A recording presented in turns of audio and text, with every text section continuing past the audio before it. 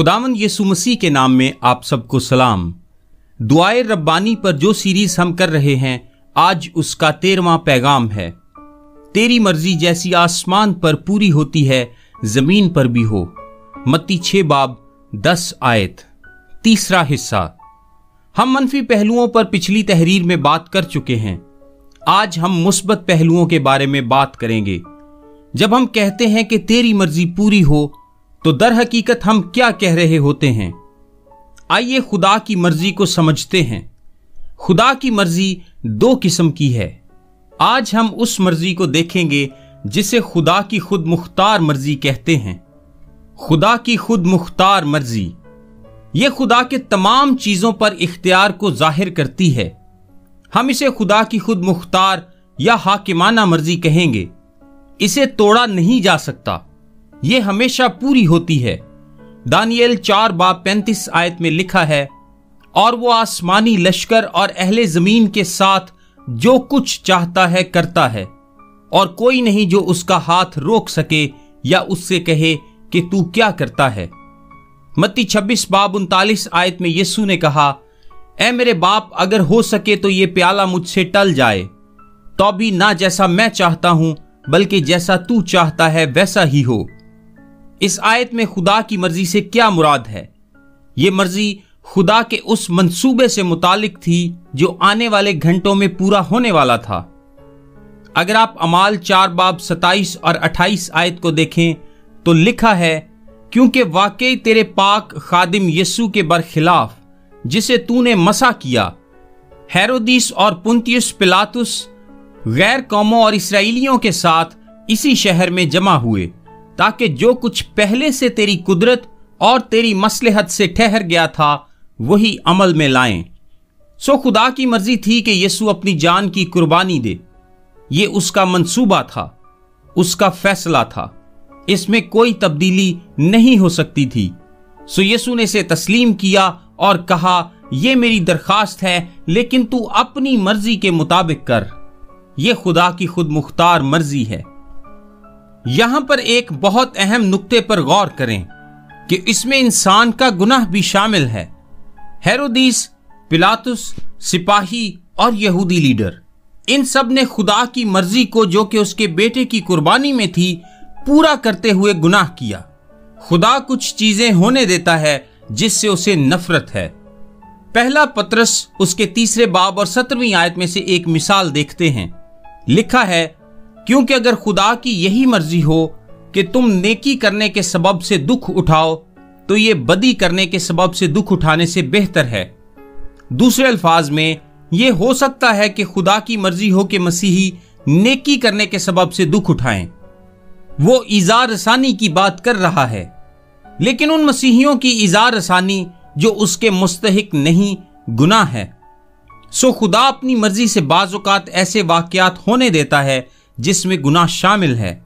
अगर खुदा की यही मर्जी हो कि तुम नेकी करने के सबब से दुख उठाओ, तो ये बेहतर है। पौलुस इफिसियों 1 बाब की 11वीं आयत में इस सच्चाई का खुलासा बयान करता है। लिखा है, उसी में हम भी उसके इरादा के मुआफिक, जो अपनी मर्जी की मसलहत से सब कुछ करता है, पेशतर से मुकर्रर होकर मीरास बने।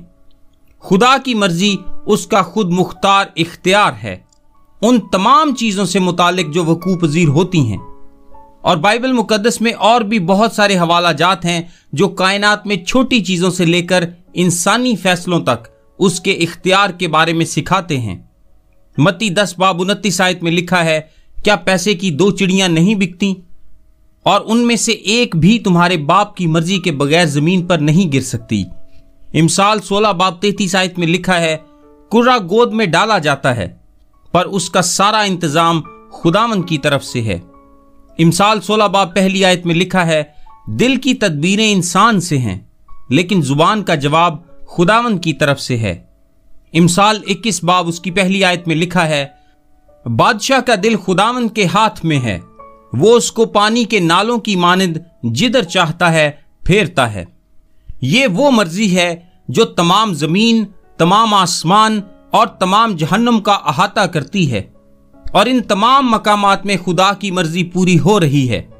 दूसरे अल्फाज में खुदा की मर्जी के इस वसी और अरीज तसव्वुर में गुनाह करने की इजाज़त और उसे उस काम को पूरा करने की छूट, ज़मानों की तकमील, बादशाहत का क़याम, अबदी हालत, आसमान से जहन्नुम तक और उसके दरमियान की भी तमाम चीज़ें शामिल हैं। मिसाल के तौर पर यिर्मयाह 51 बाब 28 आयत में लिखा है, खुदावंद के इरादे कायम रहेंगे। इसमें कोई शक नहीं कि ऐसा ही हो रहा है। इसमें कोई शक नहीं कि ज़मानों का इंतज़ाम अपने वक्त पर है। इसमें कोई शक नहीं कि खुदा अपने इलाही मकासद को पूरा कर रहा है। मिसाल के तौर पर यसाया 14 बाब 24 आयत में लिखा है, रब्बुल अफ़वाज कसम खाकर फरमाता है कि यकीनन जैसा मैंने चाहा वैसा ही हो जाएगा और जैसा मैंने इरादा किया है वैसा ही वकू में आएगा। जब खुदा कुछ चाहता है तो यकीनन वो होता है। जब खुदा चाहता है तो वो वकू पजीर होता है। फिर आयत 26 में लिखा है, सारी दुनिया की बाबत यही है और सब कौमों पर यही हाथ बढ़ाया गया है, क्योंकि रब्बुल अफ़वाज ने इरादा किया है, कौन उसे बातिल करेगा, और उसका हाथ बढ़ाया गया है, उसे कौन रोकेगा। दूसरे अल्फाज में खुदा के इरादे अजीमुल शान हैं और वो वकू पजीर होते हैं और जरूर होंगे। मसलन खुदा की हाकिमाना मर्जी नहीं कि लोग बीमार पड़ें, मगर यह भी उसके मकासद के अंदर शामिल है कि वो बीमारी को आने देता है ताकि वो बीमारी के वसीला से भी अपनी मर्जी की तकमील करे। यह खुदा की हाकिमाना मर्जी नहीं कि मौत नस्ल इंसानी में दाखिल हो, गर ये उसके वसी इरादा में शामिल है कि वो मौत को अपनी मर्जी पूरी करने और अपने जलाल के लिए इस्तेमाल करे। खुदा की खुद मुख्तार मर्जी सबसे वसी इस्तिलाह है। कल हम उस मर्जी के बारे में बात करेंगे जो खुदा इंसान से चाहता है कि इंसान की जिंदगी में पूरी हो। मेरा नाम ताबिश काजी है और ये मैसेज आपको डेली वर्सेस की जानिब से भेजा गया है। रोजाना सुबह अपने व्हाट्सएप पर बाइबल की आयात और उनकी वजाहत इंग्लिश, उर्दू और ऑडियो में हासिल करने के लिए अभी 0332 430 45 62 पर व्हाट्सएप मैसेज करें। खुदा आप सबको बरकत दे। आमीन।